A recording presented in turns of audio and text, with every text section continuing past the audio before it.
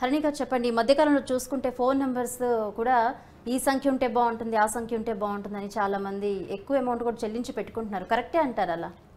100% కరెక్టే అండి.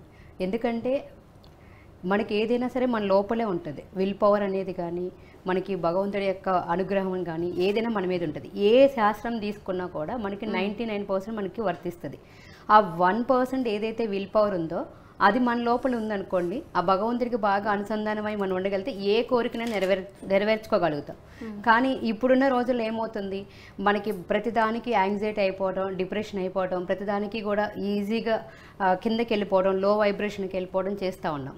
ఇలా చేస్తూ ఉన్నప్పుడు మనం ఏదనుకున్నా ఏం చేసినా కూడా మనలో పొటెన్షియల్ అనేది దాగుంది. ఆ విషయం అందరికీ తెలుసు. కానీ ఎంతమంది ఆ పొటెన్షియల్ని బయటికి తెచ్చుకోవడానికి ట్రై చేస్తున్నారు? ఎవరు కూడా తెట్లేదు. మనం నమ్ముకోలేట్లేదు. ఎంతసేపు కూడా వాళ్ళేదో చెప్పారు, వీళ్ళేదో చెప్పారు అని చెప్పి వెళ్ళిపోతున్నాం. ఎవరికైతే ఆ విల్ పవర్ తక్కువ ఉంటుందో, ఆ జాతకం కానీ, మనకి బలహీన క్షణాలు కానీ, మనకి లో వైబ్రేషన్లో ఉన్నప్పుడు ఈ మొబైల్ నెంబర్ అనేది చేంజ్ చేసుకోవడం వల్ల మనలో ఆ పొటెన్షియల్ తీసుకురావడానికి మనకి చాలా ఉపయోగపడుతుంది. ఏదున్నా లేకపోయినా ఒక్కొక్కరికి ఒక్కొక్క సంఖ్య కానీ, ఒక వ్యక్తి కానీ మనకి చాలా సపోర్ట్ అవుతారు. అది నెంబర్ అనేది గేమింగ్. ఆ నెంబర్లో ఎవరికైనా సరే పాజిటివ్ ఉంటుంది, నెగిటివ్ ఉంటుంది. ప్రతి ఒక్క నెంబర్లో మంచి చెడు ఉంటుంది. ప్రతి ఒక్క మనిషిలో కూడా మంచి చెడు ఎలా ఉంటుందో నెంబర్స్లో కూడా మంచి చెడు ఉంటాయి. కొన్ని నెంబర్స్ మనకి ఏంటంటే పాజిటివ్గా మనకి వైబ్రేట్ అవుతాయి, కొన్ని నెంబర్స్ ఏంటంటే నెగిటివ్గా అవుతాయి. మనకున్న మొబైల్ నెంబర్లో కానీ దేంట్లో అయినా సరే ఆ నెగిటివ్ వైబ్రేషన్ ఉన్నప్పుడు మనకి ఇంకా లోకి అయిపోయి ఇంకా ఇంకా కిందకి వెళ్ళిపోతూ ఉంటాం. అలాంటప్పుడు మనలో ఉన్న పొటెన్షియల్ని తీసుకురావాలన్నా, మనలో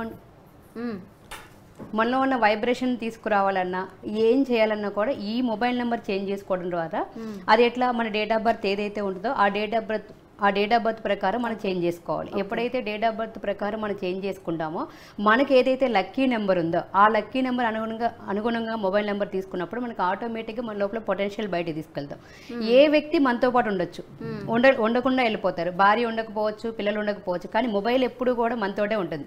ఇప్పుడు మొబైల్ లేకుండా 24/7 ప్రతి ఒక్కళ్ళు మొబైల్తోనే వెళ్తున్నాం. అవును. ఆ మొబైల్ లేకుండా ఎవరైనా ఉంటున్నామా? ఏది చేసినా చేయకపోయినా, భోజనం చేయకుండా కూడా ఉంటారు కానీ మొబైల్ లేకుండా ఎవరు కూడా ఉండట్లేదు. పొద్దున్న లేస్తే సాయంత్రం వరకు వాష్రూమ్కి వెళ్ళి, బయటకు వెళ్ళి, ఎక్కడికి వెళ్ళినా కూడా మొబైల్ పట్టుకునే తిరుగుతా ఉన్నాం.